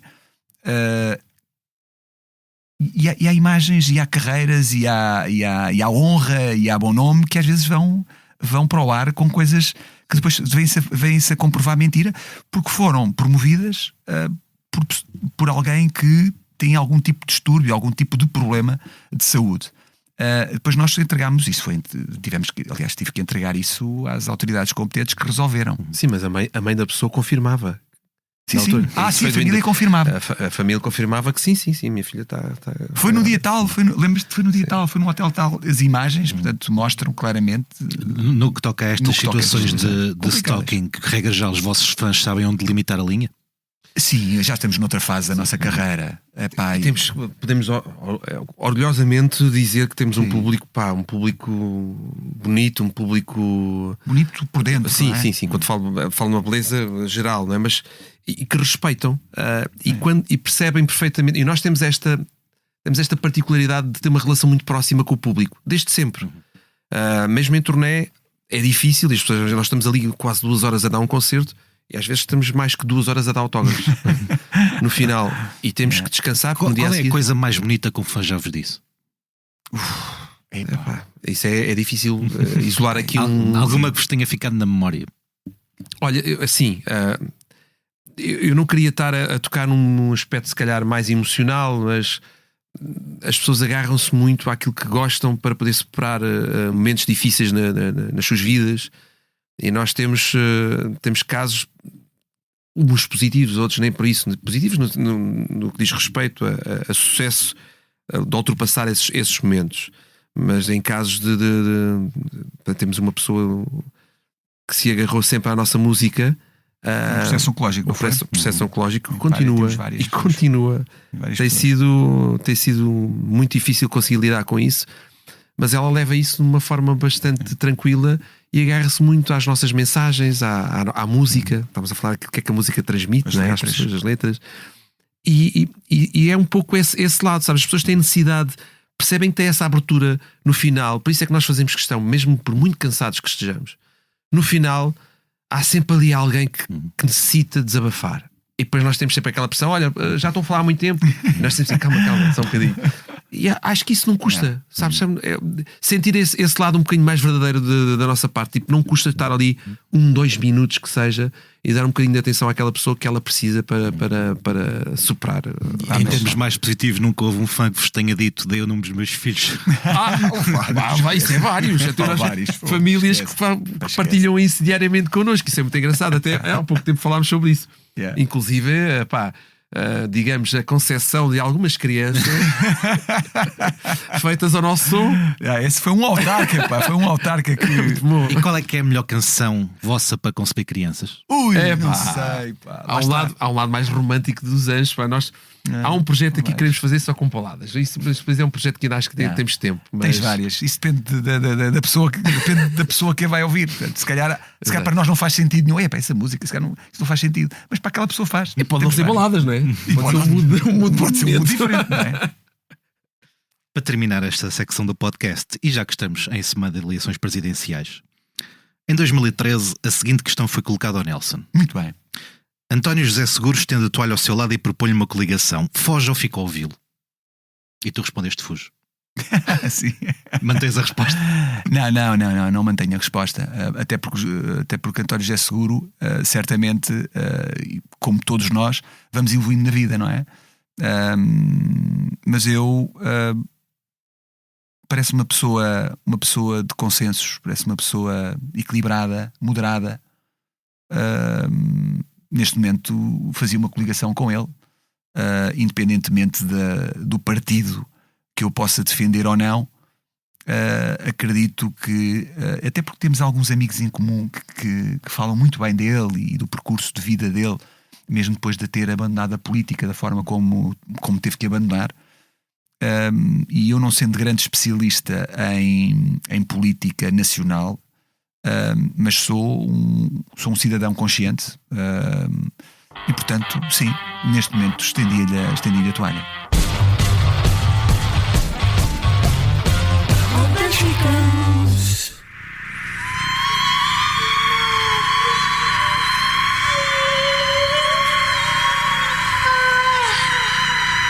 O norte-americano Jeff Tweedy, líder dos Wilco, passa este sábado, 7 de fevereiro, pelo Capitólio, em Lisboa, num concerto que se fizer para apresentar ao vivo os temas Twilight Override, o seu mais recente trabalho a solo. Os britânicos Last Dinner Party regressam a Portugal no domingo, 8 de fevereiro, para um concerto no Coliseu dos Recreios, e os Alter Bridge atuam no Campo Pequeno 10 de fevereiro, com Primeiras Partes, Daughtry e Seven Dust. A 11 de fevereiro arranca a mini-digressão portuguesa da iconoclasta de Amanda Galás, com concertos na Culturgest em Lisboa, no Teatro Circo em Braga a 14 de fevereiro, na Casa de Música no Porto a 18 de fevereiro. E a 28 de fevereiro, os Anjos vão apresentar-se no Coliseu dos Recreios, também em Lisboa, para celebrar, já dissemos, mais de 2 décadas e meia de música. O que é que já tem preparado para o espetáculo? Olha, e o Coliseu, porque foi onde para nós tudo começou. E aliás o nome da tour tem tudo a ver, 1998, que é o ano de fundação da banda. E só podia ser naquela sala, uma sala que nós até demorámos em fazer. Mítica, não é? Mítica, porque tínhamos muito respeito e temos muito respeito pelas grandes salas. E em 98, 99 era de facto para nós a sala. Pronto, era a sala. O que é que temos preparado? Bem, para já vocês mencionam que vão ter novos arranjos. Portanto, de que mudanças é que estamos exatamente. a falar? O alinhamento é todo ele diferente. Portanto, nós mudámos o alinhamento. De 2 em 2 anos nós fazemos esse exercício, até para não nos fartarmos das nossas canções. Temos que nos motivar aqui. Eu acho que é a primeira vez até que arriscamos fazer estruturalmente uma mudança dos arranjos de forma tão homogénea. Sim, não é? Todas as músicas, sem perder, obviamente, a pessoa tem que ouvir aquilo, tem que identificar a música, Mas para que haja esta ponte, desculpa interromper, Sim, não, força. para que haja esta ponte entre aquilo que nós queremos que seja constante, o estilo de música desde a primeira até ao final, o que vai divergir um bocadinho aqui esta questão é, ou ser diferente, serão as músicas mais recentes. Não as podemos mudar assim, mas as antigas, todas elas foram reestruturadas a nível musical, ou seja, há um rock um pouco mais muito giro. mais assente, tem as guitarras muito mais presentes e faz-nos lembrar um bocadinho aquele rock muito mais orgânico. mas 90s, quer dizer, 80s, Final dos 90s, 80. com aqueles sintetizadores um pouco mais característicos da altura. Muito giro. E eu acho que é uma viagem, esta mesmo uma viagem no tempo. A nível cénico também tem de ser Mudámos desafio. a nível cénico, que é perfeitamente, conseguem identificar, uau, ok, estou num ambiente de anos, final de anos 90, mas musicalmente há grandes surpresas. Eu confesso aqui perante vós que nos ensaios havia ali alturas em que eu estava e fico deslumbrado com o trabalho excelente que os nossos músicos estão a fazer ao vivo, porque tecnicamente tem lá coisas muito difíceis de fazer. Há aqui são alguma desafiantes. canção que vocês não costumem cantar ao vivo? No alinhamento deste concerto? Na realidade, nós já passámos por todas, não é? Estamos a repescar, se calhar, de há 2 turnês atrás ou de há 3 turnês atrás. Olha, o grande desafio aqui foi sintetizar tudo para que não seja um concerto de 3 horas. Esse é o grande desafio, porque nós começamos a olhar para o nosso espólio musical, isto é engraçado. Começas a ver assim, ei, pá, mas não podemos deixar de cantar esta música, tocar esta. E Bem, aquela. podem tocar 3 horas. Oh. Se o Springsteen e os Cure podem, Pá, vocês sim, também Pá, podem. mas nós já vemos lá chegar. Epá, pá, mas vemos lá chegar. Nós Estamos temos a crescer aqui, ainda. temos uma pressão externa Sim, por parte da da nossa produção. agência do Booking, dizer assim: vocês não podem fazer mais que 1 hora e meia de concerto de música. Eu disse, pá, isso é impossível. Já não vamos falar, nós temos 2 momentos que falamos, ok? E tentamos não nos estender muito. Sim, sim. O Nelson fala 20 minutos, né? Não falo nada. A brincar, mas a questão ali toda é tentar que nós gostamos muito, e sabes que esse é um exercício que nós fazemos constantemente, mas em tudo na nossa vida, no dia a dia, gostamos de nos colocar na posição da outra pessoa, no lugar do outro. Ou seja, eu se estiver do outro lado, A ver um concerto. pá, eu gostava de ver um concerto que fosse fluido, que não fosse chato, tentar criar alguma dinâmica para que o concerto... Cénica e musical. Então isso é sempre um desafio acrescido. A parte que tu falavas dos arranjos, pá, os nossos músicos também estão a adorar, é um desafio para eles, não é? Olha, e tu Certo. falavas das músicas novas, essa é outra. É que, enfim, as pessoas nem todas seguem os eixos, senão porque não se consegue chegar sobre tantos e com tantos gostos diferentes. Mas eu estava agora aqui a pensar, nos últimos 10 anos, quantas músicas novas é que nós lançámos? Singles. 10, Sim. 10, 11 músicas. Por aqui. Portanto, ou seja, também temos que casar algumas dessas canções Pois. neste alinhamento. E esse foi um grande desafio, confesso. Ficamos tristes porque há algumas músicas que não podem sair. Mas temos aqui uma. Desculpa, isto tem que se dizer. Há uma novidade. Com as novas tecnologias trazemos sempre algo diferente para o tudo. espetáculo. O ano passado, aliás, as duas tours anteriores, os últimos 2 anos, trouxemos um QR Code que as pessoas tiravam no momento, faziam a leitura do QR Code e faziam um upload de uma foto delas com as pessoas que elas mais gostavam, ou casais, sei lá, um momento de felicidade. E faziam parte do nosso concerto mais à frente numa música em aparecer no ecrã. Isso é espetacular. Neste momento, nós vamos com o problema de separar as músicas e não conseguimos saber quais eram os momentos, por exemplo, as baladas, que temos muitas.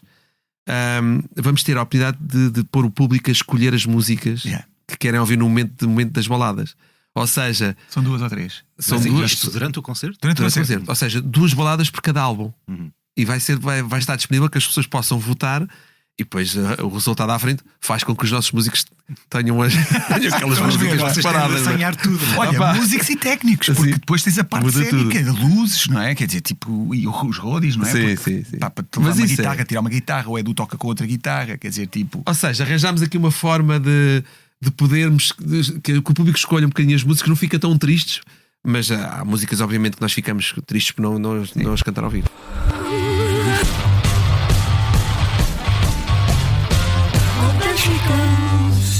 E a longo prazo cortam-te o passo, perdes o compasso de espera. Não esperes por mim. A destruição provocada pela passagem da Depressão Christine levou vários músicos a anunciar o seu apoio às vítimas, sobretudo as da região de Leiria. Carolina Deslandes foi um deles, deslocando-se à cidade para entregar bens essenciais e registando nas redes sociais. Um dia que, diz, irá recordar quando lhe perguntarem o que é ser portuguesa. Sónia Tavares, da Gift, e Fernando Ribeiro, dos Municipal, estiveram na Marinha Grande a auxiliar a população, e esta semana foi também anunciado um concerto de beneficência intitulado Amor ao Centro, e que juntará nomes como Ana Lua Caiano, Mães Solteiras, Yolanda, Inês Apenas, Surma, Joana Espadinha ou Marisa Liz. O espetáculo terá lugar na Casa Capitão, em Lisboa, a 11 de fevereiro, e as receitas obtidas com os bilhetes revertem a favor de associações leirienses. Eu menciono isto porque em 2010 a Ilha da Madeira também foi devastada por um forte temporal, e vocês na altura expressaram de imediato a vossa solidariedade, a vossa vontade de ajudar. Como é que têm visto estas imagens que têm chegado de Leiria? É aterrador, ainda para mais temos amigos e família e pessoas de quem nos gostamos. Todos bem? Sim. São todos bem, felizmente, fisicamente. Uns com mais danos, outros com menos danos. Felizmente são pessoas também que têm condições de superar algumas coisas a nível de estrutura, se bem que agora, quer dizer, falta tudo, quer dizer, tu até podes ter a forma de comprar as coisas, mas não tens, quer dizer, meios, pessoal sem luz há 8 dias. Isto foi uma catástrofe, enfim, a mãe natureza prega-nos estas rasteiras e nós temos que, infelizmente, nunca estamos preparados para isto. Nós temos contribuído anonimamente, porque acho que as pessoas neste momento fizeram na altura, porque foi um convite direto que nós disponibilizámos. Organizaram um espetáculo no Coliseu dos Recreios em Lisboa, salvo erro, e disseram logo: olha, nós vamos contar convosco. Será que podemos contar convosco? Perdão. E claro que sim. Sempre foi assim. Em várias coisas que infelizmente aconteceram e que nos marcaram. Naturalmente que já o dissemos, agora até foi foi na SIC. Foi na SIC, foi no programa da manhã, onde estávamos a promover o novo single, o Até ao Fim, e falámos abordámos esta questão, e naturalmente que estamos inteiramente disponíveis, musicalmente e artisticamente falando, para podermos contribuir para um projeto sólido, um projeto transparente. Nós levamos alguns anos disto. Aliás, temos uma associação sem fins lucrativos que tem já mais de uma dezena de anos, que é a Anjo em Movimento, que está muito ligada a este tipo de iniciativas, e sabemos que nem sempre tudo é munido de boas intenções. Mas efetivamente hoje em dia temos formas de saber o que é legítimo, o que é que não é legítimo. Isto também é aqui um parênteses, sim, para as pessoas não, doem com aquilo, ajudem como puderem ajudar, mas efetivamente tenham em atenção que confirmem e confirmem que efetivamente as coisas chegam às pessoas. GoFundMe, e que agora toda a gente faz isso. É preciso ter muito cuidado. Nós neste momento, e ainda bem que o mencionas, acabámos de dar alguns esta parte mais financeira, conseguimos doar algum dinheiro para um amigo nosso que sabíamos que na realidade ele vai agarrar esse dinheiro e vai comprar coisas que este fim de semana vai lá estar. Mas isso vai junto das entidades oficiais, portanto, ou seja, fazer isto aqui com cabeça, tronco e membros, e também não quisemos fazer aquilo que muita gente fez, ainda bem que o fizeram, mas sentimos que, aliás, até porque fomos avisados, atenção que não venham para aqui, não venham já para cá, porque está muita gente aqui, falta coordenação. Depois tens essa cena, quer dizer, vamos para lá todos e agora vou fazer o quê? Olha, vou tirar os detritos, vou meter os detritos aonde? Ou seja, a Leiria fez uma coisa espetacular, acredito que Pombal também tivesse feito, e Marinha Grande, e não só, de Figueiró dos Vinhos, Tomar, eu inclusivamente partilhei uma série de coisas nas redes sociais.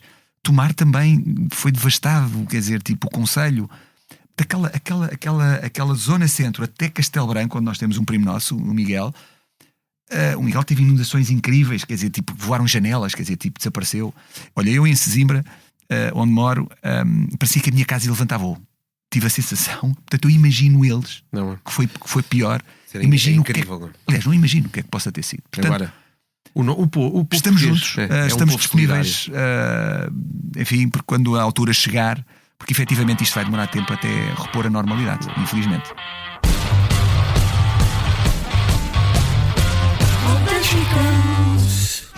Nesta noite branca, sou Chegamos assim ao final de mais um posto emissor. Muito obrigado aos anjos por se terem juntado a nós. Meu nome é Paulo André Cecílio. Os temas de abertura e conclusão são da autoria de Legendary Tiger Man. Sonoplastia e edição multimédia esteve a cargo de João Luís Amorim. Como de costume, terminamos com uma breve leitura à escolha do convidado. Estão à vontade.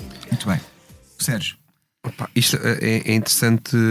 escolhemos aqui a letra de uma canção que vem muito a propósito dos tempos que vivemos.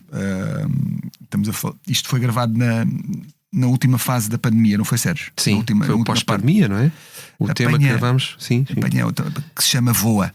E é a primeira vez em 26 anos de Anjos que eu e o Nelson escrevemos uma letra a meias. Normalmente quem escreve a letra tem a noção do poema e vai por ali fora, não quer dizer, não vai partilhar. Falando em poema, queres fazer este até ao refrão e eu faço o outro? Fazes a segunda parte. Então vamos lá. A música chama-se Voa, foi gravado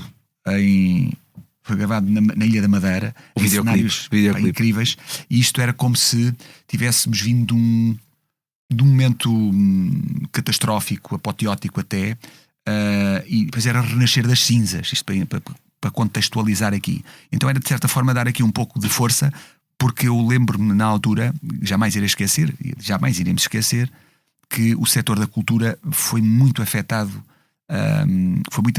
pela pandemia. Mas aqui vai. Algo novo está para vir, eu sei, e sigo firme sem nunca cair. As pedras no caminho que encontrei servem para não desistir. A luz que mostra o trilho marcado revela a árvore que eu sempre quis.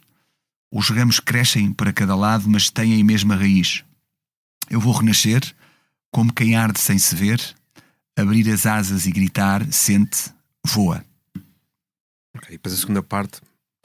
As cinzas não me deixam respirar e voltar onde tudo começou, sentir-me vivo e poder recordar que a estrada ainda não terminou. A vida continua-me a ensinar como e onde posso ser feliz. Eu vou continuar a lutar por tudo o que eu sempre quis. É uma canção que passou enfim, no meio de tanta canção boa que surgiu ali a seguir, os nossos colegas, estava toda a gente inspiradíssima, mas aconselho que passem por lá e vejam o videoclipe desta canção. Boa.